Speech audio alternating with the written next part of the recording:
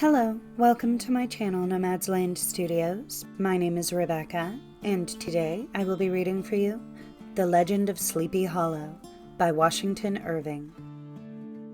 Found among the papers of the late Diedrich Knickerbocker, a pleasing land of drowsy head it was, of dreams that wave before the half-shut eye, and of gay castles in the clouds that pass, forever flushing round a summer sky.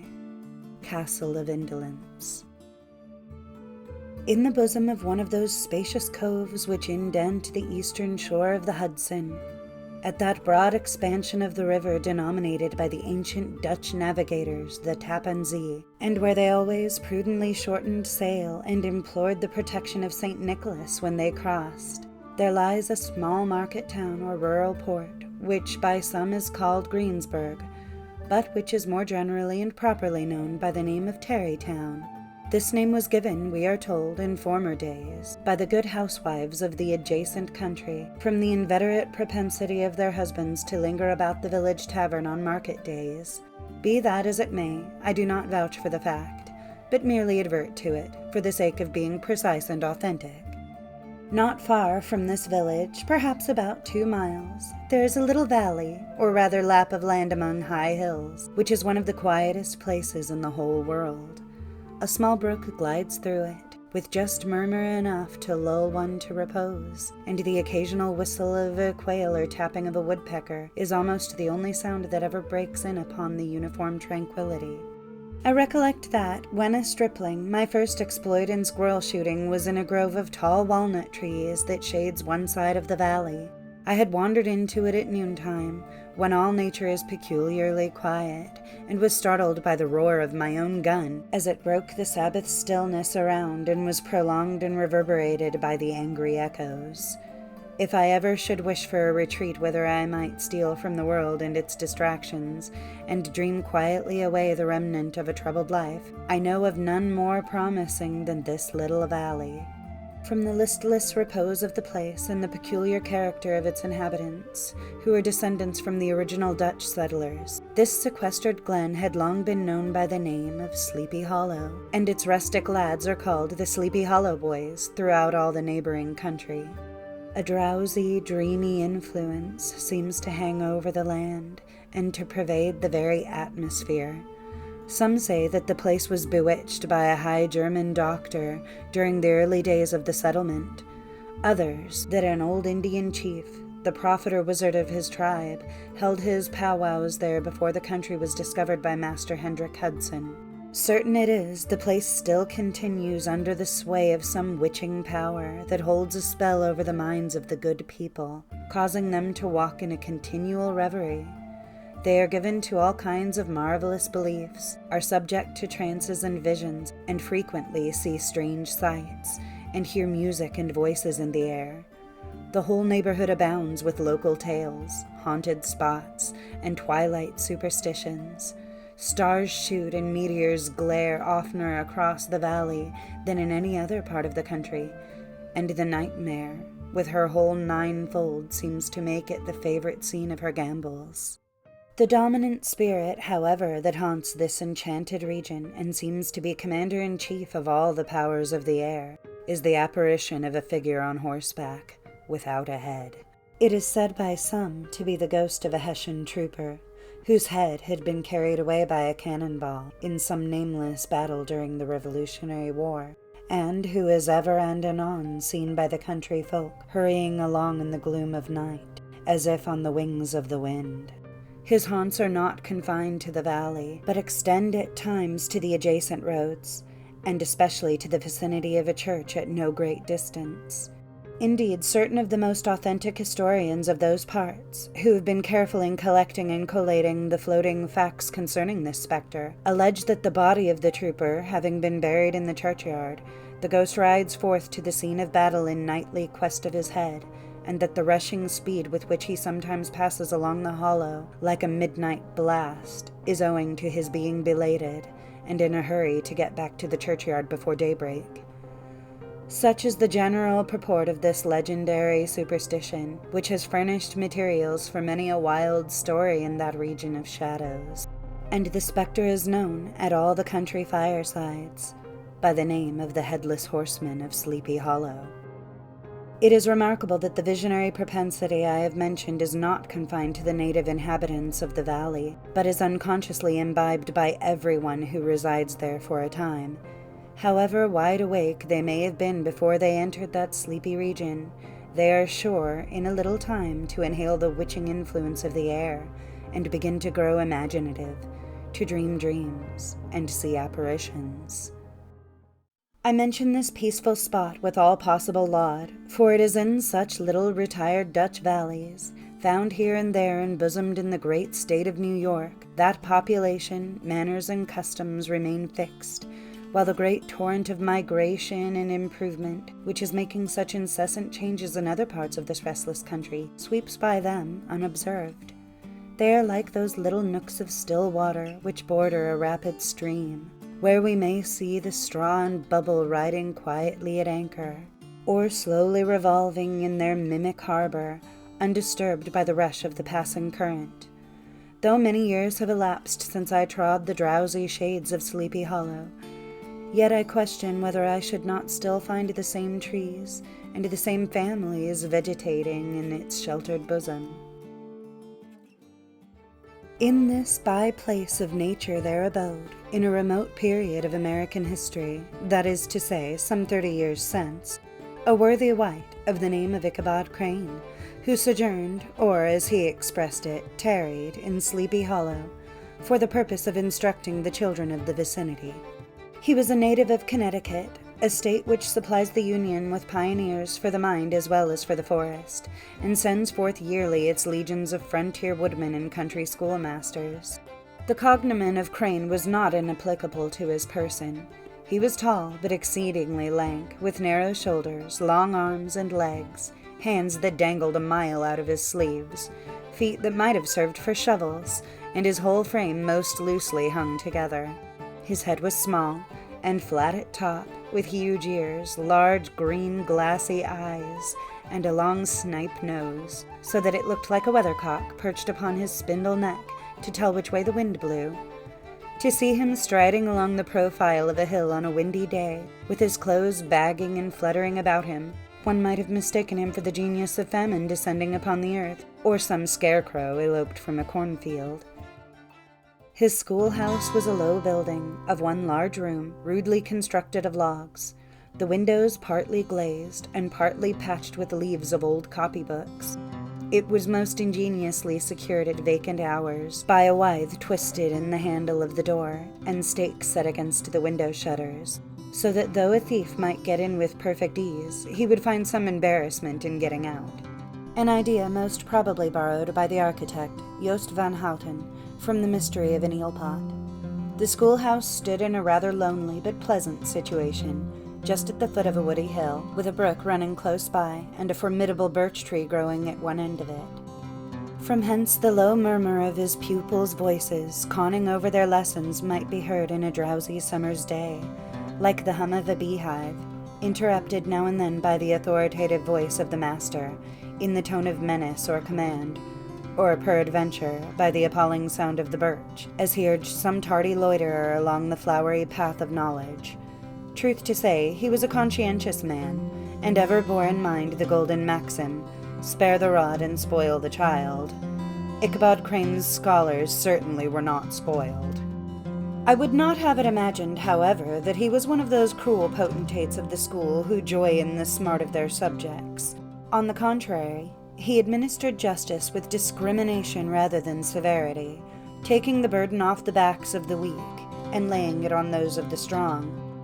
Your mere puny stripling that winced at the least flourish of the rod was passed by with indulgence, but the claims of justice were satisfied by inflicting a double portion on some little tough, wrong-headed, broad-skirted Dutch urchin, who sulked and swelled and grew dogged and sullen beneath the birch. All this he called doing his duty by their parents, and he never inflicted a chastisement without following it by the assurance, so consolatory to the smarting urchin, that he would remember it and thank him for it the longest day he had to live. When school hours were over, he was ever the companion and playmate of the larger boys, and on holiday afternoons would convoy some of the smaller ones home, who happened to have pretty sisters, or good housewives for mothers, noted for the comforts of the cupboard. Indeed, it behooved him to keep on good terms with his pupils. The revenue arising from his school was small, and would have been scarcely sufficient to furnish him with daily bread, for he was a huge feeder, and though lank had the dilating powers of an anaconda, but to help out his maintenance he was, according to country custom in those parts, boarded and lodged at the houses of the farmers whose children he instructed. With these he lived successively a week at a time, thus going the rounds of the neighborhood, with all his worldly effects tied up in a cotton handkerchief. That all this might not be too onerous on the purses of his rustic patrons, who were apt to consider the cost of schooling a grievous burden, and schoolmasters as mere drones, he had various ways of rendering himself both useful and agreeable. He assisted the farmers occasionally in the lighter labors of their farms, helped to make hay, mended the fences, took the horses to water, drove the cows from pasture, and cut wood for the winter fire.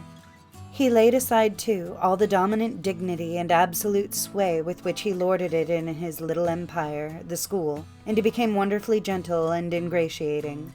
He found favor in the eyes of the mothers by petting the children, particularly the youngest, and like the lion bold, which whilom so magnanimously the lamb did hold, he would sit with a child on one knee and rock a cradle with his foot for whole hours together. In addition to his other vocations, he was the singing master of the neighborhood, and picked up many bright shillings by instructing the young folks in psalmody. It was a matter of no little vanity to him on Sunday to take his station in front of the church gallery with a band of chosen singers, where, in his own mind, he completely carried away the palm from the parson.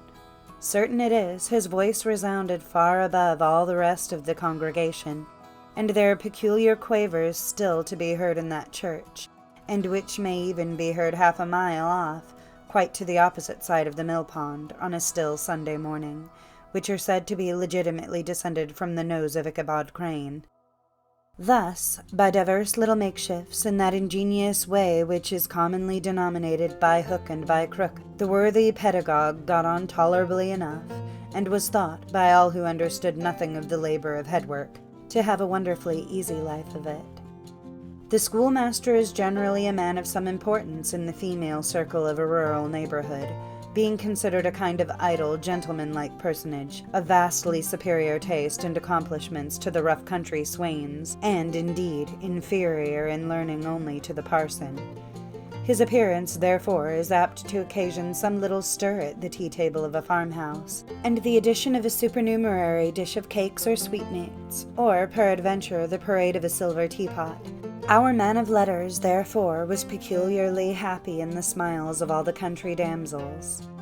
How he would figure among them in the churchyard, between services on Sundays, gathering grapes for them from the wild vines that overran the surrounding trees, reciting for their amusement all the epitaphs on the tombstones, or sauntering with a whole bevy of them along the banks of the adjacent mill pond, while the more bashful country bumpkins hung sheepishly back, envying his superior elegance and address. From his half-itinerant life, also, he was a kind of traveling gazette, carrying the whole budget of local gossip from house to house, so that his appearance was always greeted with satisfaction. He was, moreover, esteemed by the women as a man of great erudition, for he had read several books quite through, and was a perfect master of Cotton Mather's History of New England Witchcraft, in which, by the way, he most firmly and potently believed. He was, in fact, an odd mixture of small shrewdness and simple credulity. His appetite for the marvelous and his powers of digesting it were equally extraordinary, and both had been increased by his residence in this spellbound region. No tale was too gross or monstrous for his capacious swallow. It was often his delight, after his school was dismissed in the afternoon, to stretch himself on the rich bed of clover bordering the little brook that whimpered by his schoolhouse, and there con over old Mather's direful tales, until the gathering dusk of evening made the printed page a mere mist before his eyes. Then, as he wended his way by a swamp and stream and awful woodland, to the farmhouse where he happened to be quartered, every sound of nature, at that witching hour, fluttered his excited imagination. the moan of the whippoorwill from the hillside, the boding cry of the tree toad, that harbinger of storm, the dreary hooting of the screech owl, or the sudden rustling in the thicket of birds frightened from their roost. The fireflies, too, which sparkle most vividly in the darkest places, now and then startled him, as one of uncommon brightness would stream across his path. And if by chance a huge blockhead of a beetle came winging his blundering flight against him, the poor varlet was ready to give up the ghost, with the idea that he was struck with a witch's token. His only resource on such occasions, either to drown thought or drive away evil spirits, was to sing psalm tunes, and the good people of Sleepy Hollow, as they sat by their doors of an evening, were often filled with awe at hearing his nasal melody, in linked sweetness long drawn out, floating from the distant hill or along the dusky road.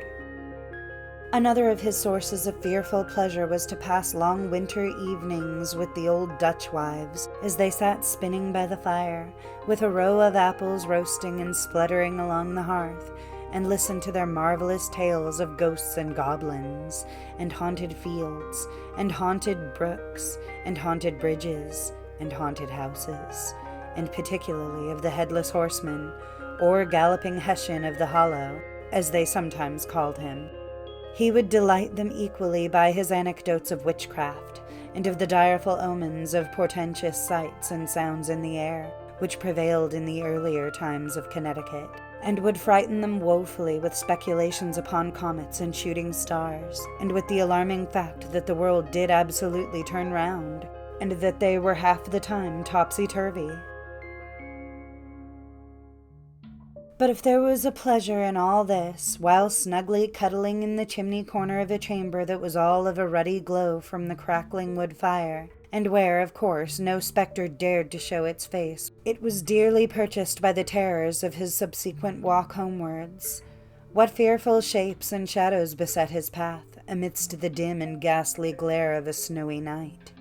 With what wistful look did he eye every trembling ray of light streaming across the waste fields from some distant window! How often was he appalled by some shrub covered with snow, which, like a sheeted spectre, beset his very path! How often did he shrink with curdling awe at the sound of his own steps on the frosty crust beneath his feet, and dread to look over his shoulder, lest he should behold some uncouth being tramping close behind him. And how often was he thrown into complete dismay by some rushing blast howling among the trees, in the idea that it was the galloping Hessian on one of his nightly scourings. All these, however, were mere terrors of the night, phantoms of the mind that walk in darkness, and though he had seen many spectres in his time, and been more than once beset by Satan in diverse shapes, in his lonely perambulations, yet daylight put an end to all these evils, and he would have passed a pleasant life of it, in despite of the devil and all his works, if his path had not been crossed by a being that causes more perplexity to mortal man than ghosts, goblins, and the whole race of witches put together. And that was a woman.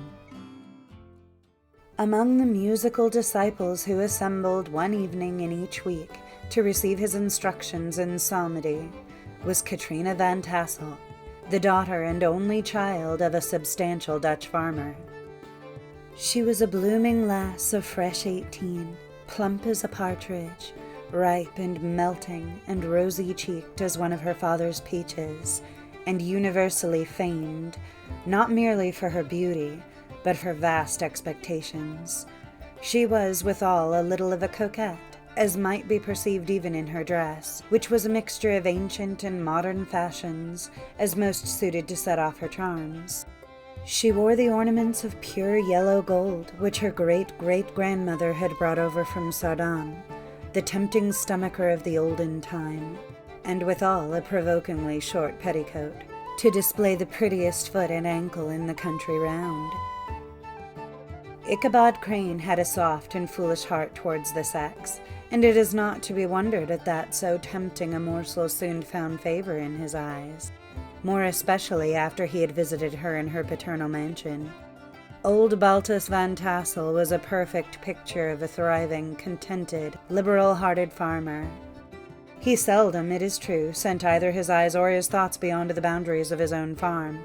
But within those everything was snug, happy, and well-conditioned. He was satisfied with his wealth, but not proud of it, and piqued himself upon the hearty abundance, rather than the style in which he lived. His stronghold was situated on the banks of the Hudson, in one of those green, sheltered, fertile nooks in which the Dutch farmers are so fond of nestling. A great elm tree spread its broad branches over it, at the foot of which bubbled up a spring of the softest and sweetest water in a little well formed of a barrel, and then stole sparkling away through the grass to a neighboring brook that babbled along among alders and dwarf willows. Hard by the farmhouse was a vast barn that might have served for a church, every window and crevice of which seemed bursting forth with the treasures of the farm. The flail was busily resounding within it from morning to night. Swallows and martins skipped twittering about the eaves, and rows of pigeons, some with one eye turned up as if watching the weather, some with their heads under their wings or buried in their bosoms, and others swelling and cooing and bowing about their dames, were enjoying the sunshine on the roof. Sleek, unwieldy porkers were grunting in the repose and abundance of their pens, from whence sallied forth now and then troops of suckling pigs, as if to snuff the air. A stately squadron of snowy geese were riding in an adjoining pond, convoying whole fleets of ducks. Regiments of turkeys were gobbling through the farmyard, and guinea fowls spreading about it, like ill-tempered housewives, with their peevish, discontented cry. Before the barn door strutted the gallant cock, that pattern of a husband, a warrior and a fine gentleman, clapping his burnished wings and crowing in the pride and gladness of his heart, sometimes tearing up the earth with his feet, and then generously calling his ever-hungry family of wives and children to enjoy the rich morsel which he had discovered. The pedagogue's mouth watered as he looked upon this sumptuous promise of luxurious winter fare. In his devouring mind's eye, he pictured to himself every roasting pig running about with a pudding in his belly and an apple in his mouth. The pigeons were snugly put to bed in a comfortable pie, and tucked in with a coverlet of crust. The geese were swimming in their own gravy, and the ducks pairing cozily in dishes, like snug married couples, with a decent competency of onion sauce. In the porkers he saw carved out the future sleek side of bacon and juicy relishing ham. Not a turkey but he beheld daintily trussed up, with its gizzard under its wing, and peradventure a necklace of savory sausages, and even bright Chanticleer himself lay sprawling on his back in a side dish, with uplifted claws, as if craving that quarter which his chivalrous spirit disdained to ask while living. As the enraptured Ichabod fancied all this, and as he rolled his great green eyes over the fat meadowlands, the rich fields of wheat, of rye, of buckwheat and Indian corn, and the orchards burdened with ruddy fruit which surrounded the warm tenement of Van Tassel, his heart yearned after the damsel who was to inherit those domains, and his imagination expanded with the idea how they might be readily turned into cash, and the money invested in immense tracts of wild land and shingle palaces in the wilderness. Nay, his busy fancy already realized his hopes, and presented to him the blooming Katrina, with a whole family of children, mounted on the top of a wagon loaded with household trumpery, with pots and kettles dangling beneath, and he beheld himself bestriding a pacing mare with a colt at her heels, setting out for Kentucky, Tennessee, or the Lord knows where.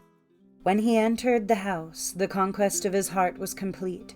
It was one of those spacious farmhouses, with high-ridged but lowly sloping roofs, built in the style handed down from the first Dutch settlers. The low projecting eaves forming a piazza along the front, capable of being closed up in bad weather. Under this were hung flails, harness, various utensils of husbandry, and nets for fishing in the neighboring river. Benches were built along the sides for summer use, and a great spinning wheel at one end, and a churn at the other, showed the various uses to which this important porch might be devoted. From this piazza the wandering Ichabod entered the hall, which formed the center of the mansion, and the place of usual residence. Here, rows of resplendent pewter ranged on a long dresser dazzled his eyes. In one corner stood a huge bag of wool, ready to be spun. In another, a quantity of linsey-woolsey just from the loom. Ears of Indian corn and strings of dried apples and peaches hung in gay festoons along the walls, mingled with the god of red peppers, and a door left ajar gave him a peep into the best parlor, where the claw-footed chairs and dark mahogany tables shone like mirrors. Andirons, with their accompanying shovel and tongs, glistened from their covert of asparagus tops. Mock oranges and conch shells decorated the mantelpiece. Strings of various colored birds' eggs were suspended above it. A great ostrich egg was hung from the center of the room, and a corner cupboard, knowingly left open, displayed immense treasures of old silver and well-mended china. From the moment Ichabod laid his eyes upon these regions of delight, the peace of his mind was at an end, and his only study was how to gain the affections of the peerless daughter of Van Tassel. In this enterprise, however, he had more real difficulties than generally fell to the lot of a knight-errant of yore, who seldom had anything but giants, enchanters, fiery dragons, and such like easily conquered adversaries, to contend with, and had to make his way merely through gates of iron and brass, and walls of adamant to the castle keep, where the lady of his heart was confined, all which he achieved as easily as a man would carve his way to the center of a Christmas pie. And then the lady gave him her hand as a matter of course.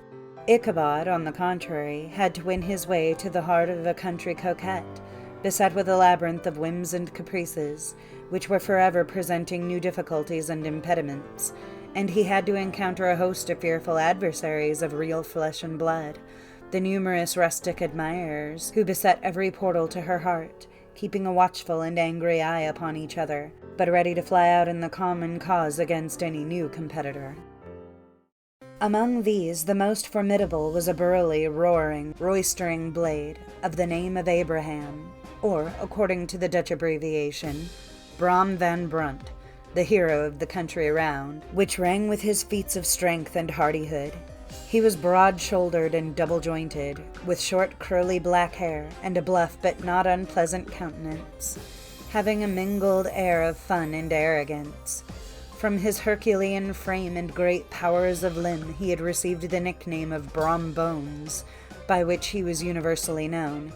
He was famed for great knowledge and skill in horsemanship, being as dexterous on horseback as a Tartar.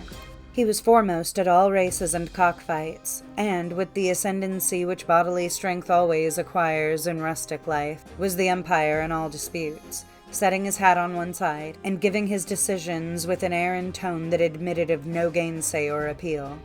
He was always ready for either a fight or a frolic, but had more mischief than ill will in his composition, and with all his overbearing roughness, there was a strong dash of waggish good humor at bottom.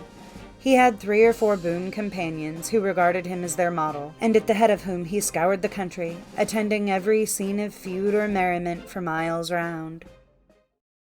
In cold weather he was distinguished by a fur cap, surmounted with a flaunting fox's tail, and when the folks at a country gathering described this well-known crest at a distance, whisking about among a squad of hard riders, they always stood by for a squall. Sometimes his crew would be heard dashing along past the farmhouses at midnight, with whoop and halloo, like a troop of Don Cossacks, and the old dames, startled out of their sleep, would listen for a moment till the hurry-scurry had clattered by, and then exclaimed, "Aye, there goes Brom Bones and his gang!"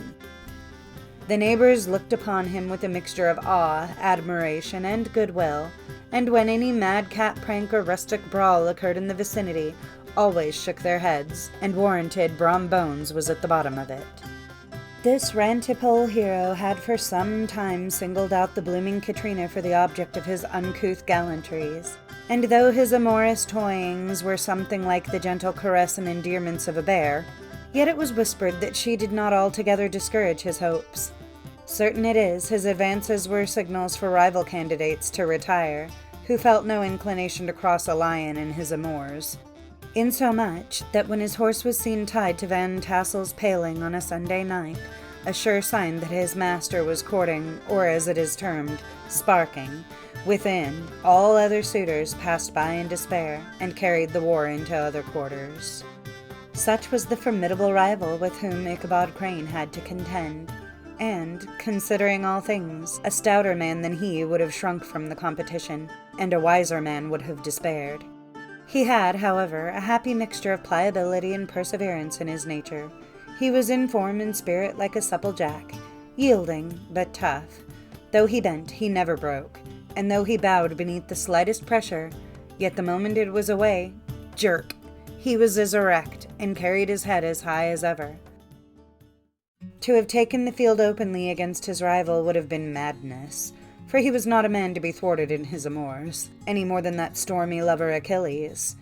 Ichabod, therefore, made his advances in a quiet and gently insinuating manner. Under cover of his character of singing master, he made frequent visits at the farmhouse. Not that he had anything to apprehend from the meddlesome interference of parents, which is so often a stumbling block in the path of lovers. Balt Van Tassel was an easy, indulgent soul. He loved his daughter better even than his pipe, and, like a reasonable man and an excellent father, let her have her way in everything. His notable little wife, too, had enough to do to attend her housekeeping and manage her poultry, for, as she sagely observed, ducks and geese are foolish things and must be looked after, but girls can take care of themselves. Thus, while the busy dame bustled about the house or plied her spinning wheel at one end of the piazza, honest Balt would sit smoking his evening pipe at the other, watching the achievements of a little wooden warrior, who, armed with a sword in each hand, was most valiantly fighting the wind on the pinnacle of the barn. In the meantime, Ichabod would carry on his suit with the daughter by the side of the spring under the great elm, or sauntering along in the twilight, that hour so favorable to the lover's eloquence. I profess not to know how women's hearts are wooed and won. To me they have always been matters of riddle and admiration. Some seem to have but one vulnerable point, or door of access, while others have 1,000 avenues, and may be captured in 1,000 different ways. It is a great triumph of skill to gain the former, but a still greater proof of generalship to maintain possession of the latter, for man must battle for his fortress at every door and window. He who wins 1,000 common hearts is therefore entitled to some renown, but he who keeps undisputed sway over the heart of a coquette is indeed a hero. Certain it is, this was not the case with the redoubtable Brom Bones, and from the moment Ichabod Crane made his advances, the interests of the former evidently declined. His horse was no longer seen tied to the palings on Sunday nights, and a deadly feud gradually arose between him and the preceptor of Sleepy Hollow. Brom, who had a degree of rough chivalry in his nature, would fain have carried matters to open warfare and have settled their pretensions to the lady, according to the mode of those most concise and simple reasoners, the knights-errant of yore, by single combat. But Ichabod was too conscious of the superior might of his adversary to enter the lists against him. He had overheard a boast of Bones, that he would double the schoolmaster up and lay him on a shelf of his own schoolhouse, and he was too wary to give him an opportunity. There was something extremely provoking in this obstinately pacific system. It left Brom no alternative but to draw upon the funds of rustic waggery in his disposition, and to play off boorish practical jokes upon his rival. Ichabod became the object of whimsical persecution to Bones and his gang of rough riders. They harried his hitherto peaceful domains, smoked out his singing school by stopping up the chimney, broke into the schoolhouse at night, in spite of its formidable fastenings of withen window stakes, and turned everything topsy-turvy, so that the poor schoolmaster began to think all the witches in the country held their meetings there. But what was still more annoying, Brom took all opportunities of turning him into ridicule in the presence of his mistress, and had a scoundrel dog whom he taught to whine in the most ludicrous manner, and introduced as a rival of Ichabod's, to instruct her in psalmody. In this way matters went on for some time, without producing any material effect on the relative situations of the contending powers. On a fine autumnal afternoon, Ichabod, in pensive mood, sat enthroned on the lofty stool from whence he usually watched all the concerns of his little literary realm. In his hand he swayed a ferule, that scepter of despotic power. The birch of justice reposed on 3 nails behind the throne, a constant terror to evildoers. while on the desk before him might be seen sundry contraband articles and prohibited weapons, detected upon the persons of idle urchins, such as half-munched apples, pop-guns, whirligigs, fly-cages, and whole legions of rampant little paper gamecocks. Apparently, there had been some appalling act of justice recently inflicted, for his scholars were all busily intent upon their books, or slyly whispering behind them with one eye kept upon the master, and a kind of buzzing stillness reigned throughout the schoolroom. It was suddenly interrupted by the appearance of a negro in tow-cloth jacket and trousers, a round-crowned fragment of a hat like the cap of Mercury, and mounted on the back of a ragged, wild, half-broken colt, which he managed with a rope by way of halter. He came clattering up to the school door with an invitation to Ichabod to attend a merrymaking or quilting frolic to be held that evening at Mynheer Van Tassel's. And having delivered his message with that air of importance and effort at fine language which a negro is apt to display on petty embassies of the kind, he dashed over the brook and was seen scampering away up the hollow, full of the importance and hurry of his mission. All was now bustle and hubbub in the late, quiet schoolroom. The scholars were hurried through their lessons without stopping at trifles. Those who were nimble skipped over half with impunity, and those who were tardy had a smart application now and then in the rear, to quicken their speed or help them over a tall word. Books were flung aside without being put away on the shelves, inkstands were overturned, benches thrown down, and the whole school was turned loose an hour before the usual time, bursting forth like a legion of young imps, yelping and racketing about the green in joy at their early emancipation. The gallant Ichabod now spent at least an extra half-hour at his toilet, brushing and refurbishing up his best, and indeed only suit of rusty black, and arranging his locks by a bit of broken looking-glass that hung up in the schoolhouse. That he might make his appearance before his mistress in the true style of a cavalier, he borrowed a horse from the farmer with whom he was domiciliated, a choleric old Dutchman of the name of Hans van Ripper, and, thus gallantly mounted, issued forth like a knight-errant in quest of adventures. But it is meet I should, in the true spirit of romantic story, give some account of the looks and equipment of my hero and his steed. The animal he bestrode was a broken-down plough-horse that had outlived almost everything but its viciousness. He was gaunt and shagged, with an ewe neck and a head like a hammer. His rusty mane and tail were tangled and knotted with burrs. One eye had lost its pupil and was glaring and spectral, but the other had the gleam of a genuine devil in it. Still, he must have had fire and metal in his day, if we may judge from the name he bore of Gunpowder. He had, in fact, been a favorite steed of his master's, the choleric Van Ripper, who was a furious rider and had infused, very probably, some of his own spirit into the animal. For, old and broken down as he looked, there was more of the lurking devil in him than in any young filly in the country. Ichabod was a suitable figure for such a steed. He rode with short stirrups, which brought his knees nearly up to the pommel of the saddle. His sharp elbows stuck out like grasshoppers. He carried his whip perpendicularly in his hand, like a scepter, and his horse jogged on. The motion of his arms was not unlike the flapping of a pair of wings. A small wool hat rested on the top of his nose, for so his scanty strip of forehead might be called, and the skirts of his black coat fluttered out almost to the horse's tail. Such was the appearance of Ichabod and his steed as they shambled out of the gate of Hans van Ripper, and it was altogether such an apparition as is seldom to be met with in broad daylight. It was, as I have said, a fine autumnal day. The sky was clear and serene, and nature wore that rich and golden livery which we always associate with the idea of abundance. The forests had put on their sober brown and yellow, while some trees of the tenderer kind had been nipped by the frost into brilliant dyes of orange, purple, and scarlet. Streaming files of wild ducks began to make their appearance high in the air. The bark of the squirrel might be heard from the groves of beech and hickory nuts, and the pensive whistle of the quail at intervals from the neighboring stubble field. The small birds were taking their farewell banquets. In the fullness of their revelry they fluttered, chirping and frolicking from bush to bush and tree to tree, capricious from the very profusion and variety around them.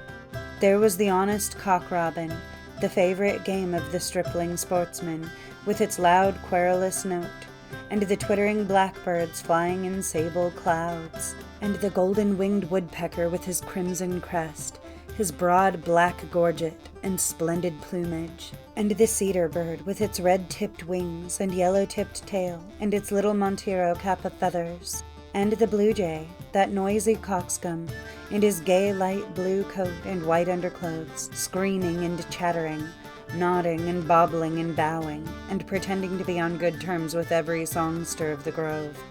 As Ichabod jogged slowly on his way, his eye, ever open to every symptom of culinary abundance, ranged with delight over the treasures of jolly autumn.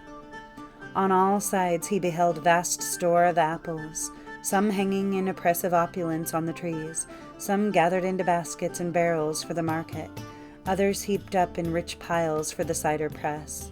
Farther on he beheld great fields of Indian corn, with its golden ears peeping from their leafy coverts, and holding out the promise of cakes and hasty pudding, and the yellow pumpkins lying beneath them, turning up their fair round bellies to the sun, and giving ample prospects of the most luxurious of pies.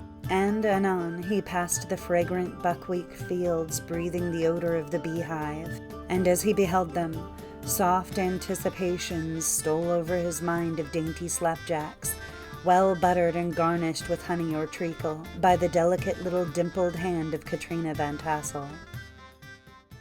Thus feeding his mind with many sweet thoughts and sugared suppositions, he journeyed along the sides of a range of hills which look out upon some of the goodliest scenes of the mighty Hudson. The sun gradually wheeled his broad disk down in the west. The wide bosom of the Tappan Zee lay motionless and glassy, excepting that here and there a gentle undulation waved and prolonged the blue shadow of the distant mountain. A few amber clouds floated in the sky, without a breath of air to move them. The horizon was of a fine golden tint, changing gradually into a pure apple green, and from that into the deep blue of the mid-heaven. A slanting ray lingered on the woody crests of the precipices that overhung some part of the river, giving greater depth to the dark gray and purple of their rocky sides. A sloop was loitering in the distance, dropping slowly down with the tide, her sail hanging uselessly against the mast, and as the reflection of the sky gleamed along the still water, it seemed as if the vessel was suspended in the air. It was toward evening that Ichabod arrived at the castle of the Herr Van Tassel, which he found thronged with the pride and flower of the adjacent country. Old farmers, a spare leathern-faced race, in homespun coats and breeches, blue stockings, huge shoes, and magnificent pewter buckles.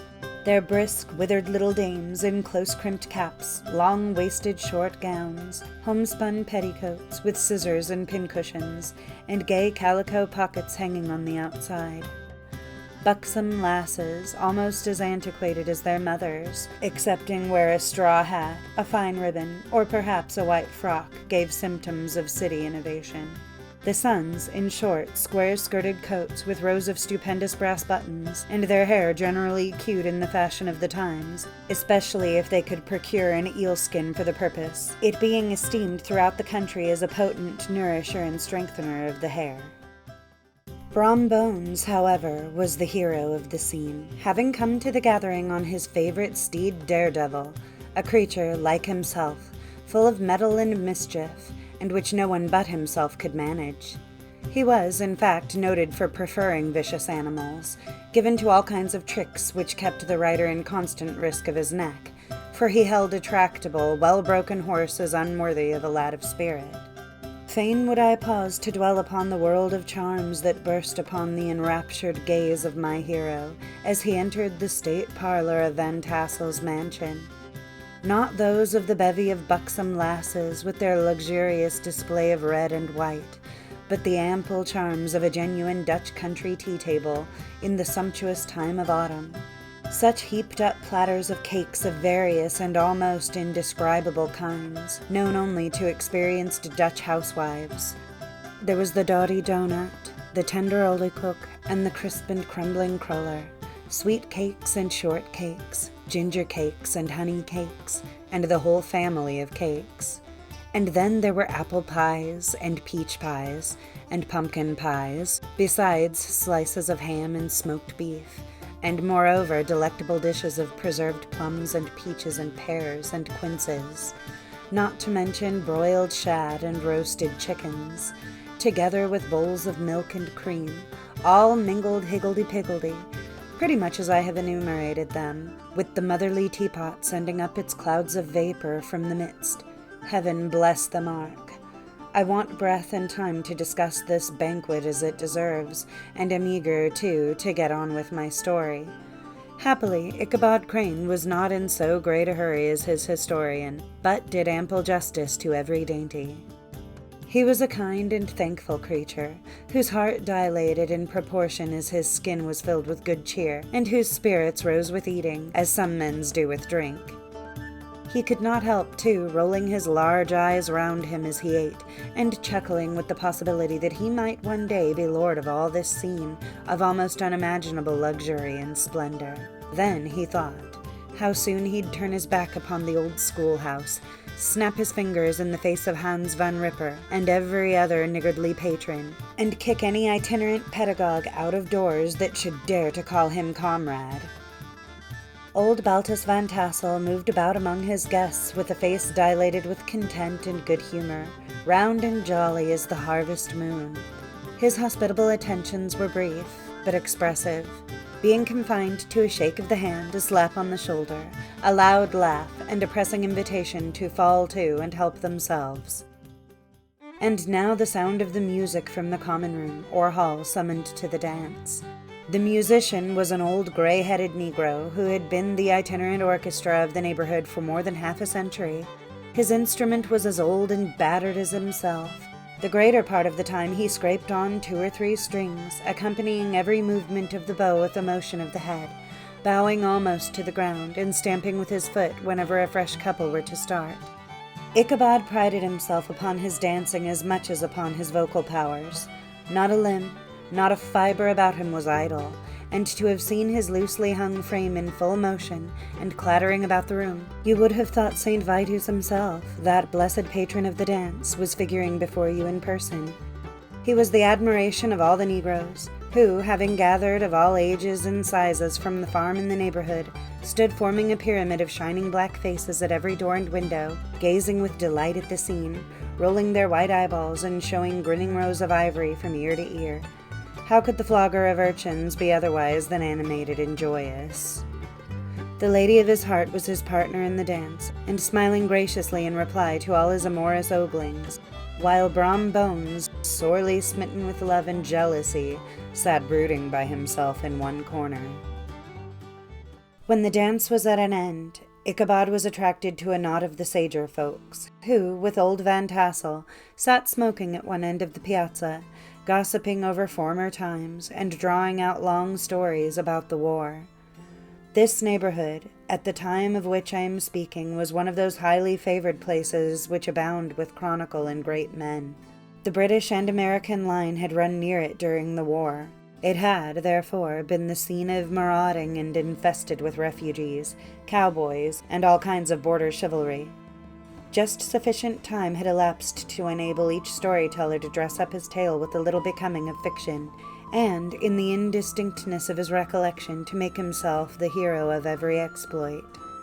There was the story of Dofu Martling, a large blue-bearded Dutchman, who had nearly taken a British frigate with an old iron 9-pounder from a mud breastwork, only that his gun burst at the 6th discharge. And there was an old gentleman who shall be nameless, being too rich a mynheer to be lightly mentioned, who, in the Battle of White Plains, being an excellent master of defense, parried a musket ball with a small sword, insomuch that he absolutely felt it whiz around the blade and glance off at the hilt, in proof of which he was ready at any time to show the sword, with the hilt a little bent. There were several more who had been equally great in the field, not one of whom but was persuaded that he had a considerable hand in bringing the war to a happy termination. But all these were nothing to the tales of ghosts and apparitions that succeeded. The neighborhood is rich in legendary treasures of the kind. Local tales and superstitions thrive best in these sheltered, long-settled retreats. but are trampled underfoot by the shifting throng that forms from the population of most of our country places. Besides, there is no encouragement for ghosts in most of our villages, for they have scarcely had time to finish their first nap and turn themselves in their graves before their surviving friends have traveled away from the neighborhood, so that when they turn out at night to walk their rounds, they have no acquaintances left to call upon. This is perhaps the reason why we so seldom hear of ghosts, except in our long-established Dutch communities.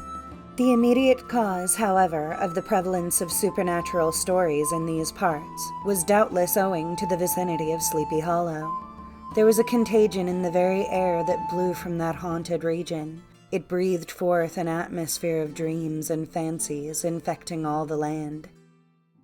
Several of the Sleepy Hollow people were present at Van Tassel's, and, as usual, were doling out their wild and wonderful legends. Many dismal tales were told about funeral trains, and mourning cries and wailings heard and seen about the great tree where the unfortunate Major Andre was taken, and which stood in the neighborhood. Some mention was made also of the woman in white, that haunted the dark glen at Raven Rock, and was often heard to shriek on winter nights before a storm, having perished there in the snow. The chief part of the stories, however, turned upon the favorite specter of Sleepy Hollow, the Headless Horseman, who had been heard several times of late, patrolling the country, and, it was said, tethered his horse nightly among the graves in the churchyard. The sequestered situation of this church seems always to have made it a favorite haunt of troubled spirits.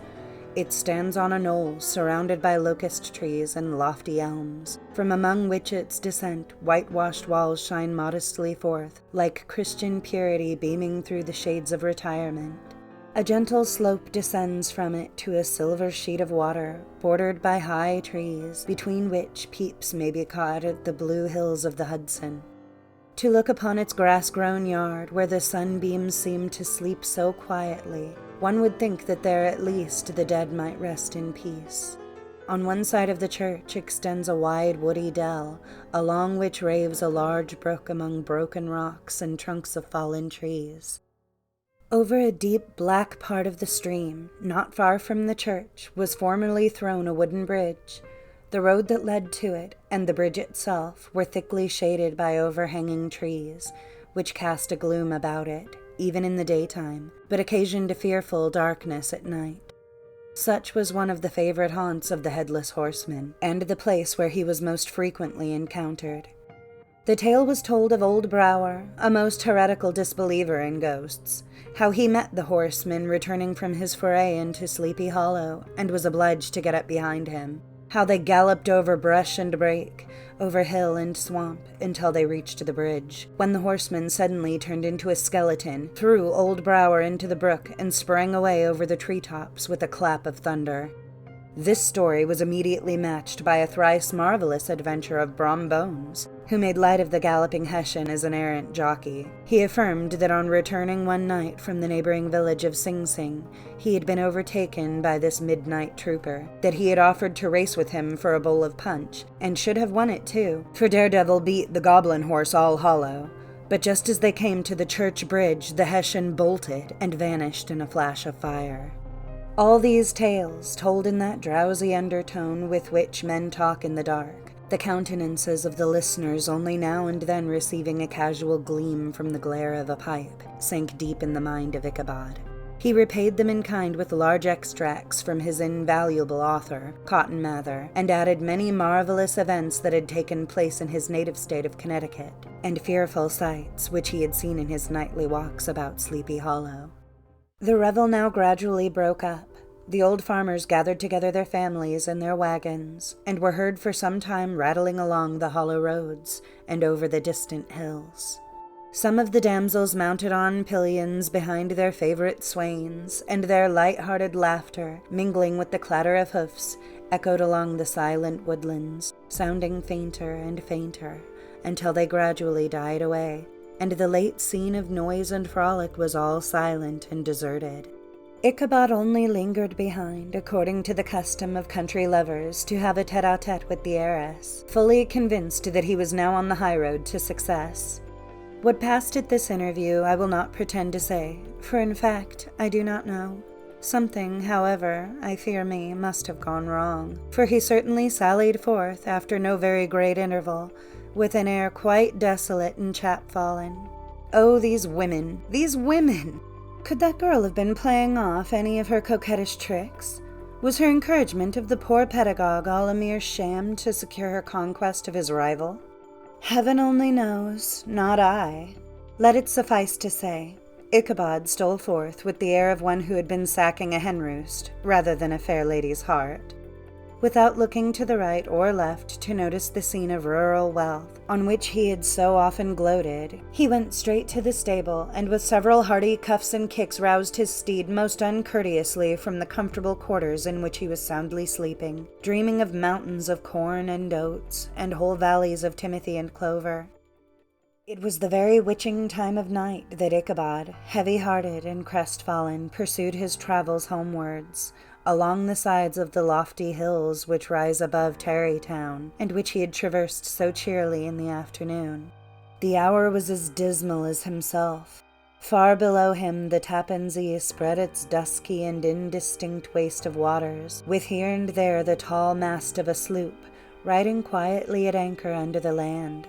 In the dead hush of midnight, he could even hear the barking of the watchdog from the opposite shore of the Hudson, but it was so vague and faint as only to give an idea of his distance from this faithful companion of man.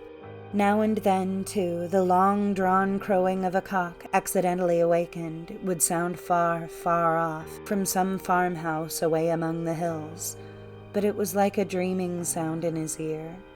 No signs of life occurred near him, but occasionally the melancholy chirp of a cricket, or perhaps the guttural twang of a bullfrog from a neighboring marsh, as if sleeping uncomfortably and turning suddenly in his bed. All the stories of ghosts and goblins that he had heard in the afternoon now came crowding upon his recollection. The night grew darker and darker, the stars seemed to sink deeper in the sky, and driving clouds occasionally hid them from his sight. He had never felt so lonely and dismal. He was, moreover, approaching the very place where many of the scenes of the ghost stories had been laid. In the center of the road stood an enormous tulip tree, which towered like a giant above all the other trees of the neighborhood, and formed a kind of landmark. Its limbs were gnarled and fantastic, large enough to form trunks for ordinary trees, twisting down almost to the earth, and rising again into the air. It was connected with the tragical story of the unfortunate Andre, who had been taken prisoner hard by, and was universally known by the name of Major Andre's tree. The common people regarded it with a mixture of respect and superstition, partly out of sympathy for the fate of its ill-starred namesake, and partly from the tales of strange sights and doleful lamentations told concerning it. As Ichabod approached this fearful tree, he began to whistle. He thought his whistle was answered, but it was a blast sweeping sharply through the dry branches. As he approached a little nearer, he thought he saw something white, hanging in the midst of the tree. He paused and ceased whistling, but, on looking more narrowly, perceived that it was a place where the tree had been scathed by lightning, and the white wood laid bare. Suddenly, he heard a groan. His teeth chattered, and his knees smote against the saddle. It was but the rubbing of one huge bough upon another, as they were swayed about by the breeze. He passed the tree in safety, but new perils lay before him. About 200 yards from the tree, a small brook crossed the road, and ran into a marshy and thickly wooded glen, known by the name of Wiley's Swamp. A few rough logs, laid side by side, served for a bridge over this stream. On that side of the road where the brook entered the wood, a group of oaks and chestnuts, matted thick with wild grapevines, threw a cavernous gloom over it. To pass this bridge was the severest trial. It was at this identical spot that the unfortunate Andre was captured, and under the covert of those chestnuts and vines were the sturdy yeomen concealed who surprised him. This has ever since been considered a haunted stream, and fearful are the feelings of the schoolboy who has to pass it alone after dark. As he approached the stream, his heart began to thump.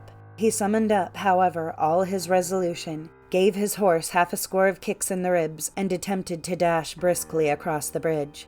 But instead of starting forward, the perverse old animal made a lateral movement and ran broadside against the fence. Ichabod, whose fears increased with the delay, jerked the reins on the other side and kicked lustily with the contrary foot. It was all in vain. His steed started, it is true, but it was only to plunge to the opposite side of the road into a thicket of brambles and alder bushes. The schoolmaster now bestowed both whip and heel upon the starveling ribs of old Gunpowder, who dashed forward, snuffling and snorting, but came to his stand just by the bridge, with a suddenness that had nearly sent his rider sprawling over his head. Just at this moment, a plashy tramp by the side of the bridge caught the sensitive ear of Ichabod. In the dark shadow of the grove, on the margin of the brook, he beheld something huge, misshapen, and towering. It stirred not, but seemed gathered up in the gloom, like some gigantic monster ready to spring upon the traveler. The hair of the affrighted pedagogue rose upon his head with terror. What was to be done? To turn and fly was now too late. And besides, what chance was there of escaping ghost or goblin, if such it was, which could ride upon the wings of the wind? Summoning up, therefore, a show of courage, he demanded in stammering accents, "Who are you?" He received no reply. He repeated his demand in a still more agitated voice. Still, there was no answer. Once more, he cudgeled the side of the inflexible Gunpowder, and, shutting his eyes, broke forth with involuntary fervor into a psalm tune.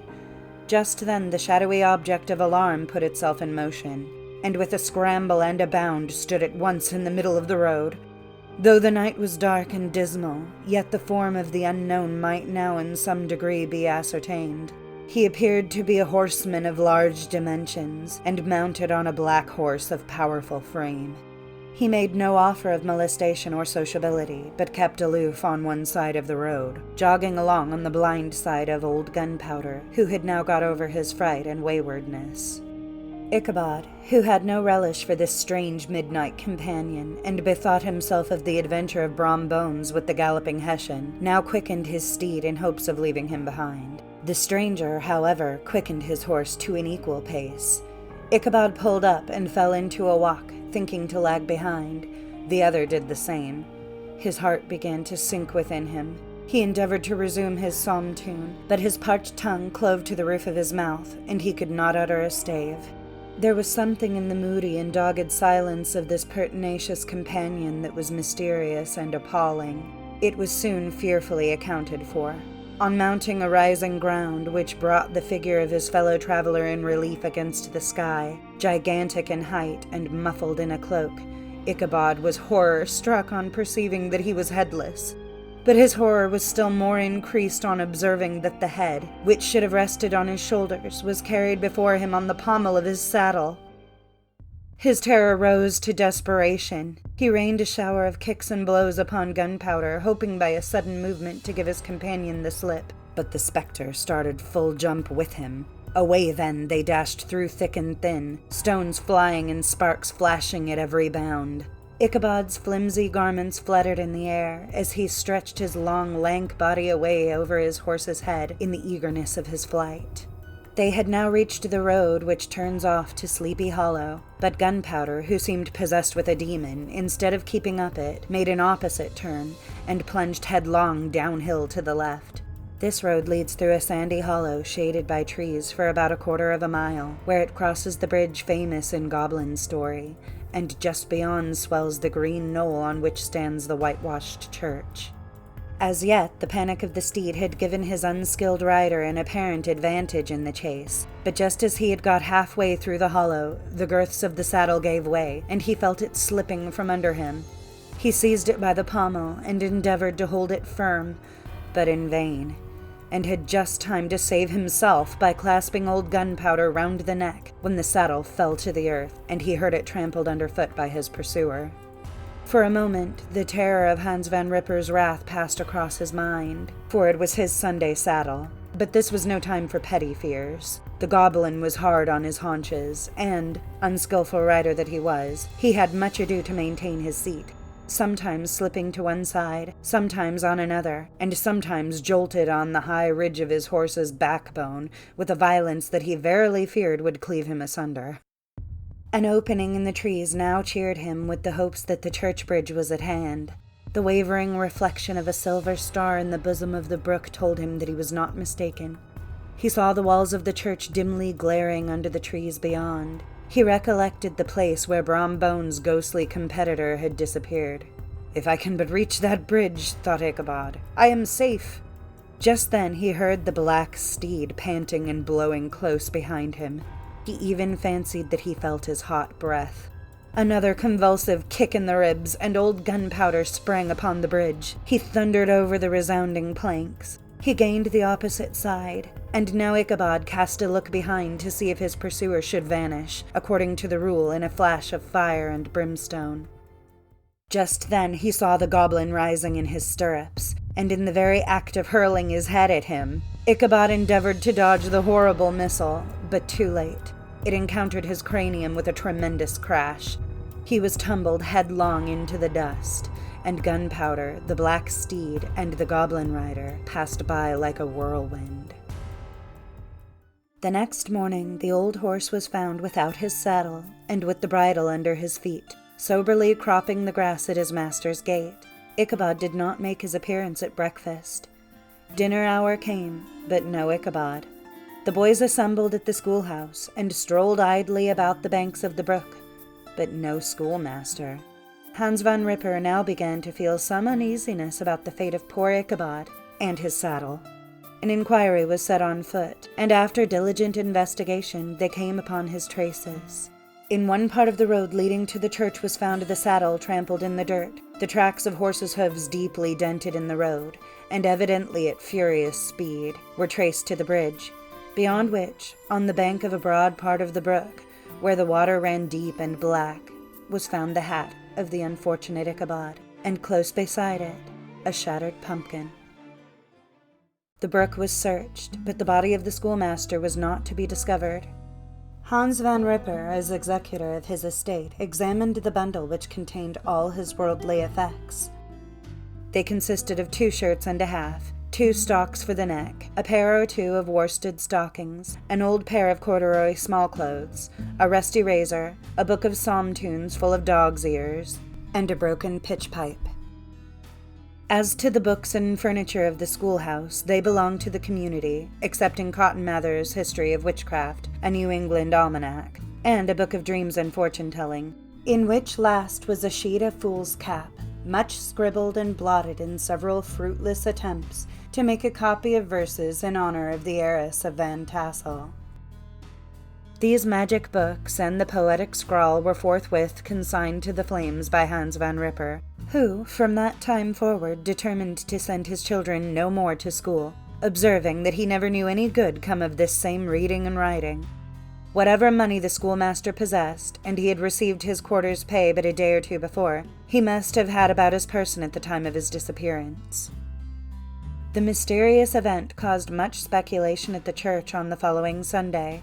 Knots of gazers and gossips were collected in the churchyard, at the bridge, and at the spot where the hat and pumpkin had been found. The stories of Brower, of Bones, and a whole budget of others were called to mind, and when they had diligently considered them all and compared them with the symptoms of the present case, they shook their heads and came to the conclusion that Ichabod had been carried off by the galloping Hessian. As he was a bachelor and in nobody's debt, nobody troubled his head any more about him. The school was removed to a different quarter of the hollow, and another pedagogue reigned in his stead. It is true, an old farmer who had been down to New York on a visit several years after, and from whom this account of the ghostly adventurer was received, brought home the intelligence that Ichabod Crane was still alive, that he had left the neighborhood partly through fear of the goblin and Hans Van Ripper, and partly in mortification at having been suddenly dismissed by the heiress, that he had changed his quarters to a distant part of the country, had kept school and studied law at the same time, had been admitted to the bar, turned politician, electioneered, written for the newspaper, and finally had been made a justice of the 10-pound court. Brom Bones, too, who shortly after his rival's disappearance conducted the blooming Katrina in triumph to the altar, was observed to look exceedingly knowing whenever the story of Ichabod was related, and always burst into a hearty laugh at the mention of the pumpkin, which led some to suspect that he knew more about the matter than he chose to tell. The old country wives, however, who are the best judges of these matters, maintain to this day that Ichabod was spirited away by supernatural means, and it is a favorite story often told about the neighborhood round the winter evening fire. The bridge became more than ever an object of superstitious awe, and that may be the reason why the road has been altered of late years, so as to approach the church by the border of the mill pond. The schoolhouse being deserted soon fell to decay, and was reported to be haunted by the ghost of the unfortunate pedagogue, and the ploughboy, loitering homeward of a still summer evening, has often fancied his voice at a distance, chanting a melancholy psalm tune among the tranquil solitudes of Sleepy Hollow. Postscript. Found in the handwriting of Mr. Knickerbocker. The preceding tale is given almost in the precise words in which I heard it related at a corporation meeting at the ancient city of Manhattan, at which were present many of its sagest and most illustrious burghers. The narrator was a pleasant, shabby, gentlemanly old fellow, in pepper and salt clothes, with a sadly humorous face, and one whom I strongly suspected of being poor. He made such efforts to be entertaining. When his story was concluded, there was much laughter and approbation, particularly from 2 or 3 deputy aldermen, who had been asleep the greater part of the time. There was, however, one tall, dry-looking old gentleman, with beetling eyebrows, who maintained a grave and rather severe face throughout, now and then folding his arms, inclining his head, and looking down upon the floor, as if turning a doubt over in his mind. He was one of your wary men, who never laugh but upon good grounds, when they have reason and law on their side. When the mirth of the rest of the company had subsided, and silence was restored, he leaned one arm on the elbow of his chair, and sticking the other akimbo, demanded, with a slight but exceedingly sage motion of the head, and contraction of the brow, what was the moral of the story, and what it went to prove. The storyteller, who was just putting a glass of wine to his lips as a refreshment after his toils, paused for a moment, looked at his inquirer with an air of infinite deference, and, lowering the glass slowly to the table, observed that the story was intended most logically to prove that there is no situation in life but has its advantages and pleasures, provided we will but take a joke as we find it. That, therefore, he that runs races with goblin troopers is likely to have rough riding of it. Ergo, for a country schoolmaster to be refused the hand of a Dutch heiress is a certain step to high preferment in the state. The cautious old gentleman knit his brows tenfold closer after this explanation, being sorely puzzled by the ratiocination of the syllogism, while, methought, the one in pepper and salt eyed him with something of a triumphant leer. At length he observed that all this was very well, but still he thought the story a little on the extravagant. There were 1 or 2 points on which he had his doubts. "Faith, sir," replied the storyteller, "as to that matter, I don't believe one half of it myself." D.K. The end. Thank you for watching. Don't forget to like, subscribe, share, and leave a comment if you haven't already. I post every week on Tuesdays and Fridays. Stay safe and have a very happy Halloween.